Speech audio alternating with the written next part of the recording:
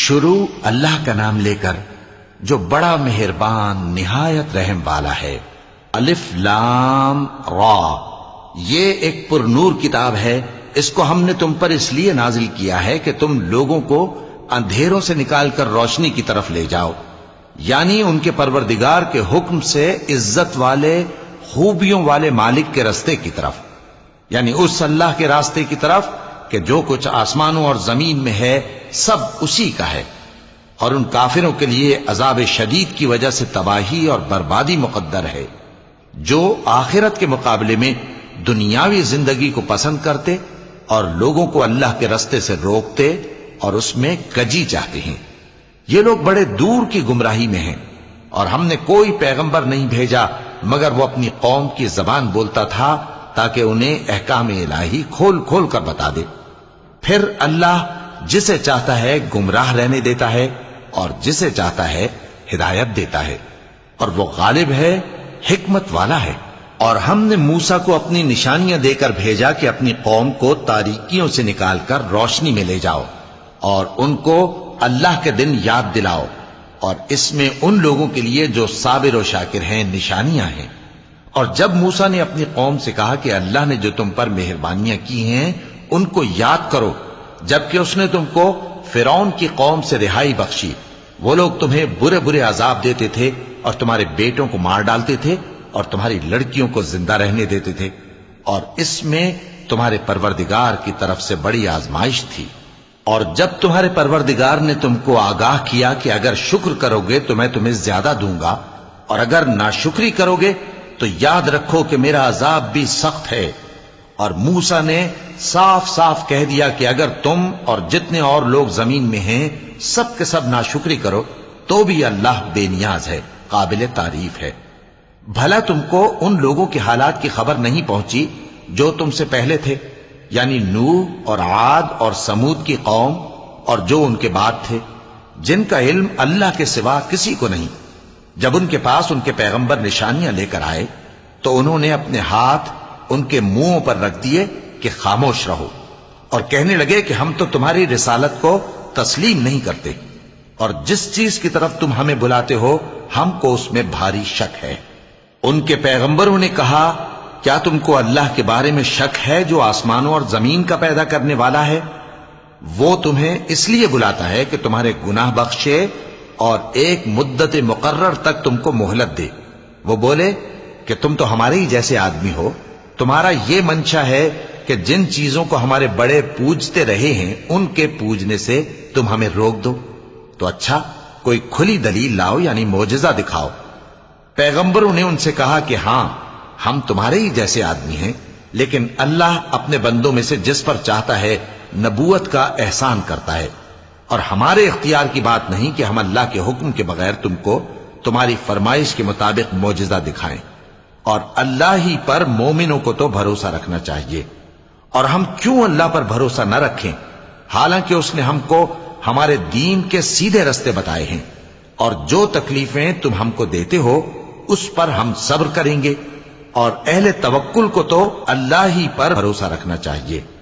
اور جو کافر تھے انہوں نے اپنے پیغمبروں سے کہا کہ یا تو ہم تم کو اپنے ملک سے باہر نکال دیں گے یا تم ہمارے مذہب میں واپس آ جاؤ۔ پس ان کے پروردگار نے ان کی طرف وحی بھیجی کہ ہم ظالموں کو ہلاک کر دیں گے اور ان کے بعد تم کو اس زمین میں آباد کر دیں گے۔ یہ اس شخص کے لیے ہے جو قیامت کے روز میرے سامنے کھڑے ہونے سے ڈرے اور میرے عذاب سے خوف کرے۔ اور پیغمبروں نے اللہ سے فتح چاہی اور ہر سرکش ضدی نامراد رہ گیا۔ اس کے پیچھے دوزخ ہے اور اسے پیپ والا پانی پلایا جائے گا، وہ اس کو گھونٹ گھونٹ کر کے پیے گا اور گلے سے نہیں اتار سکے گا، اور ہر طرف سے اسے موت آ رہی ہوگی مگر وہ مرنے میں نہیں آئے گا، اور اس کے بعد سخت عذاب ہوگا۔ جن لوگوں نے اپنے پروردگار سے کفر کیا ان کے اعمال کی مثال راکھ کی سی ہے کہ آندھی کے دن اس پر زور کی ہوا چلے جو اسے اڑا لے جائے۔ اسی طرح جو کام وہ کرتے رہے ان پر ان کو کچھ قابو نہ ہوگا۔ یہی تو پرلے سرے کی گمراہی ہے۔ کیا تم نے نہیں دیکھا کہ اللہ نے آسمانوں اور زمین کو تدبیر سے پیدا کیا ہے؟ اگر وہ چاہے تو تم کو نابود کر دے اور تمہاری جگہ نئی مخلوق پیدا کر دے، اور یہ اللہ کو کچھ بھی مشکل نہیں۔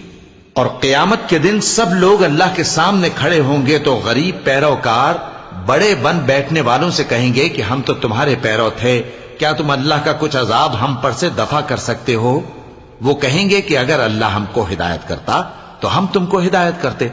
اب ہم گھبراہٹ ظاہر کریں یا صبر کریں ہمارے حق میں برابر ہے، کوئی جگہ رہائی کی ہمارے لیے نہیں ہے۔ اور جب حساب کتاب کا کام فیصل ہو چکے گا تو شیطان کہے گا جو وعدہ اللہ نے تم سے کیا تھا وہ تو سچا تھا، اور جو وعدہ میں نے تم سے کیا تھا وہ جھوٹا تھا، اور میرا تم پر کسی طرح کا زور نہیں تھا۔ ہاں، میں نے تم کو گمراہی اور باطل کی طرف بلایا تو تم نے جلدی سے اور بے دلیل میرا کہنا مان لیا۔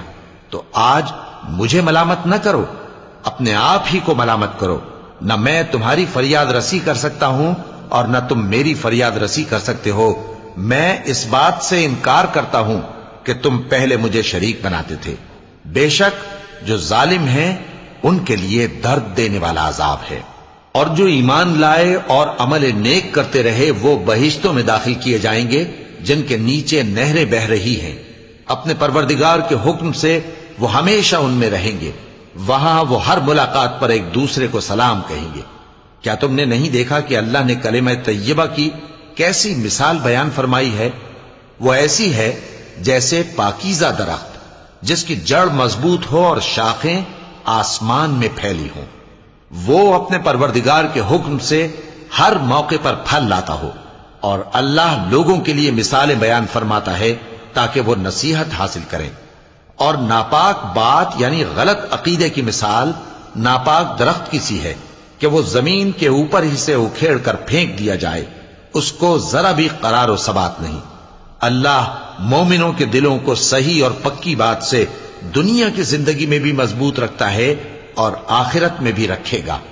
اور اللہ بے انصافوں کو گمراہ کر دیتا ہے، اور اللہ جو چاہتا ہے کرتا ہے۔ کیا تم نے ان لوگوں کو نہیں دیکھا جنہوں نے اللہ کے احسان کو ناشکری سے بدل دیا اور اپنی قوم کو تباہی کے گھر میں لا اتارا، یعنی دوزخ میں، کہ سب ناشکرے اس میں داخل ہوں گے اور وہ برا ٹھکانہ ہے۔ اور ان لوگوں نے اللہ کے شریک مقرر کیے کہ لوگوں کو اس کے رستے سے گمراہ کریں۔ کہہ دو کہ چند روز فائدے اٹھا لو، آخر کار تم کو دوزخ کی طرف لوٹ کر جانا ہے۔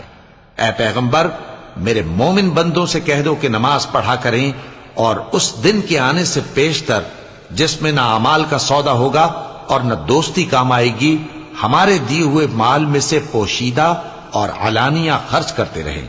اللہ ہی تو ہے جس نے آسمانوں اور زمین کو پیدا کیا اور آسمان سے مے برسایا، پھر اس سے تمہارے کھانے کے لیے پھل پیدا کیے اور کشتیوں اور جہازوں کو تمہارے زیر فرمان کیا تاکہ وہ سمندر میں اس کے حکم سے چلیں، اور نہروں کو بھی تمہارے زیر فرمان کیا، اور سورج اور چاند کو تمہارے لیے کام میں لگا دیا کہ دونوں دن رات ایک ڈگر پر چل رہے ہیں، اور رات اور دن کو بھی تمہاری خاطر کام میں لگا دیا، اور جو کچھ تم نے مانگا سب میں سے تم کو عنایت کیا۔ اور اگر اللہ کے احسان گننے لگو تو شمار نہ کر سکو، مگر لوگ نعمتوں کا شکر نہیں کرتے۔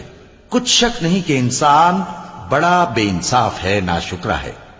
اور جب ابراہیم نے دعا کی کہ اے میرے پروردگار، اس شہر کو لوگوں کے لیے امن کی جگہ بنا دے، اور مجھے اور میری اولاد کو اس بات سے کہ بتوں کی پرستش کرنے لگیں بچائے رکھیو۔ اے پروردگار، انہوں نے بہت سے لوگوں کو گمراہ کیا ہے، سو جس شخص نے میرا کہا مانا وہ میرا ہے، اور جس نے میری نافرمانی کی تو بخشنے والا ہے، مہربان ہے۔ اے پروردگار، میں نے اپنی اولاد ایک وادی میں جہاں کھیتی نہیں، تیرے عزت و ادب والے گھر کے پاس لا بسائی ہے۔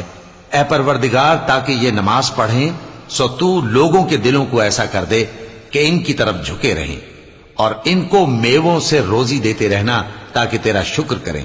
اے پروردگار، جو بات ہم چھپاتے اور جو ظاہر کرتے ہیں تو سب جانتا ہے، اور اللہ سے کوئی چیز مخفی نہیں، نہ زمین میں نہ آسمان میں۔ اللہ کا شکر ہے جس نے مجھ کو بڑی عمر میں اسماعیل اور اسحاق بخشے، بے شک میرا پروردگار دعا سننے والا ہے۔